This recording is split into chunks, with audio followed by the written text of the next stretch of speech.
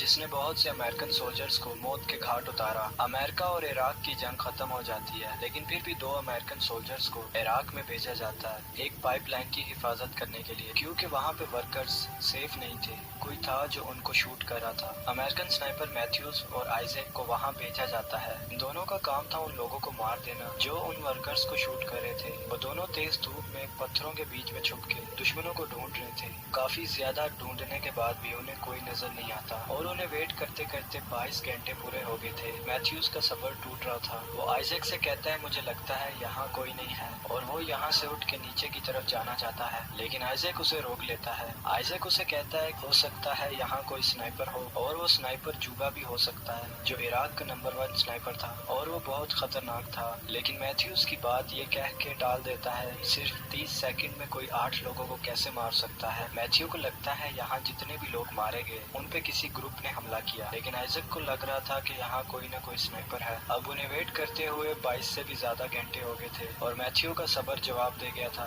और अब वो नीचे की तरफ जा रहा था। आइजैक उसे रोकता है, लेकिन वो उसकी बात नहीं मानता। आइजैक का पूरा ध्यान मैथ्यू पे था और वो रेडियो पे बात कर रहे थे। मैथ्यू जाके नोट करता है यहाँ पे जितने भी लोग मारे गए उन सबको हेडशॉट लगी थी और मैथ्यू को टांग पे एक गोली लगती है। आइजैक उसके पास जाता है और वो स्नाइपर आइजैक पे भी गोलियां चलाता है। उनसे बचने के लिए आइजैक जिगजैग में भागता है ताकि वो स्नाइपर आइजैक का निशाना न ले सके। आइजैक मैथ्यू के पास पहुंचता है और उसके पाँव में भी एक गोली लगती है और वो भी जख्मी हो जाता है। वो स्नाइपर से बचने के लिए पास में मौजूद एक दीवार के पीछे चला जाता है और मैथ्यू दर्द से चीख रहा था। मैथ्यू आइजैक से सॉरी बोलता है क्योंकि उसने उसकी बात नहीं मानी और यहाँ पे आ गया। आइजैक अपनी टांग पे पट्टी बांधता है ताकि खून जाया ना हो और वो हेडक्वार्टर से कांटेक्ट करने की कोशिश करता है ताकि वो मदद बुला सके, लेकिन रेडियो का एंटीना टूट गया था क्योंकि उस स्नाइपर ने सीधा रेडियो के एंटीने को टारगेट किया था ताकि वो बेस से राब्ता न कर सके। मैथ्यू अपनी राइफल तक पहुंचने की कोशिश कर रहा था, लेकिन आइजैक उसे कहता है कि तुम कोई हरकत ना करो वरना वो स्नाइपर तुम्हें गोली मार देगा। आइजैक दीवार के एक सुराख में अपना स्पॉटर लगा देता है ताकि वो स्नाइपर को ढूंढ सके। वो अपनी टांग में लगी गोली को बाहर निकालता है और बैंडेज लगाता है, लेकिन उसका काफी ज्यादा खून वेस्ट हो गया था। दर्द की वजह से आइजैक बेहोश हो जाता है और जब उसे होश आता है तो कोई रेडियो पे उससे कांटेक्ट करने की कोशिश कर रहा था। उसे लगता है कि कोई हेडक्वार्टर से उससे कांटेक्ट करना चाहता है, इसलिए वो अपना नाम और पोजीशन बता देता है और वो बताता है कि हम दोनों को गोली लगी है और हमें हेल्प चाहिए। तभी उससे पूछा जाता है कि हमें अपनी एग्जैक्ट लोकेशन बताओ या फिर खड़े होकर गोली चलाओ क्योंकि तुम हमें नजर नहीं आ रहे। आइजैक जानता था कि ये रूल्स के खिलाफ है और इसलिए आइजैक को उस आदमी पे शक होने लगता है और वो उसकी बातों को गौर से सुनता है क्योंकि उसका एक्सेंट अमेरिकन की तरह नहीं था। आइजैक समझ जाता है कि ये वही स्नाइपर है जिसने उन पे गोलियां चलाई और वो उसे मारना चाहता है, इसलिए वो उसकी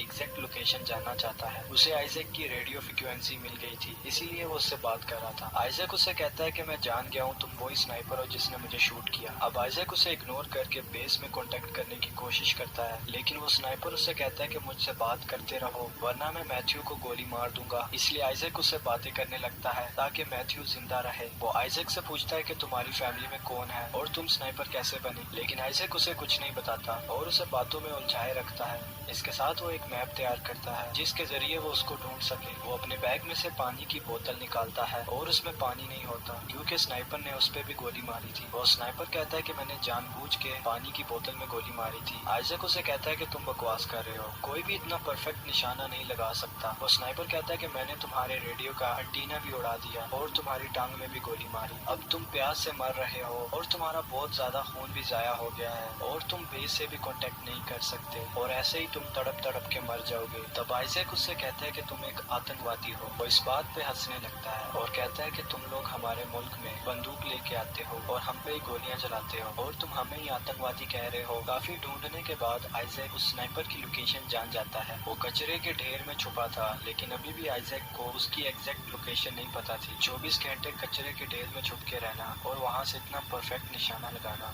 ये काम सिर्फ जूबा ही कर सकता था जिसने 50 से भी ज्यादा अमेरिकन सोल्जर्स को मौत के घाट उतारा और उसे बहुत ढूंढने की कोशिश की गई, लेकिन वो आज तक कभी मिला ही नहीं और उसे गोस्ट भी कहा जाता है। आइजैक उसे कहता है कि तुम जूबा हो, लेकिन वो आदमी जूबा होने से इनकार कर देता है और वो कहता है कि मैं एक आम आदमी हूँ। आइजैक उसकी लोकेशन पता करने के लिए अपनी गन के ऊपर जैकेट और अपना हेलमेट लगा के उसको दीवार से ऊपर करता है, लेकिन वो स्नाइपर उस पर फायर नहीं करता क्योंकि वो जानता था कि ये आइजैक की चाल है। कुछ देर बाद वहाँ वहाँ आंधी चलने लगती है और आइजैक उसका पूरा फायदा उठाता है। वो एक मरे हुए सोल्जर के पास जाता है और उसका बैग उठा के वापस वॉल के पीछे छुपता है ताकि उसे इस बैग में से कोई जरूरी चीज मिल सके। वो वापस आता है तो देखता है कि उसका स्पॉटर टूट चुका है। रेडियो पे मैथ्यू की आवाज आती है। उसे पता चलता है कि मैथ्यू अभी भी जिंदा है। वो मैथ्यू को स्नाइपर की लोकेशन बताता है और स्नाइपर को अपनी बातों में लगा के रखता है ताकि मैथ्यू राइफल तक पहुंच सके। वो स्नाइपर बताता है कि वो इराक में एक टीचर था। एक दिन अमेरिकन ने सारे बच्चों को मार दिया और तब से उसने अमेरिकन से बदला लेने का फैसला किया। पूछता है कि वॉर तो कब की खत्म हो गई, इसके बाद भी तुम यहाँ पे क्या कर रहे हो। आइजैक कहता है कि मैं नहीं जानता, मैं बस अपने घर जाना चाहता हूँ और अपनी फैमिली से मिलना चाहता हूँ। स्नाइपर कहता है कि तुम इतनी आसानी से घर नहीं जा सकते। आइजैक को रेडियो पे कुछ आवाज सुनाई देती है। वो बेस से कांटेक्ट करता है लेकिन उसकी आवाज बेस तक पहुँच नहीं पा रही थी, बस वो उनकी आवाज सुन सकता था। तब वो सुनता है वो स्नाइपर आइजैक बन के हेडक्वार्टर से मदद मांग रहा है। तब आइजैक को समझ आती है कि असल में मरने वाले लोगों ने कभी मदद मांगी ही नहीं, क्योंकि स्नाइपर ने उन्हें पहले ही मार दिया था उनकी इंफॉर्मेशन पूछ के,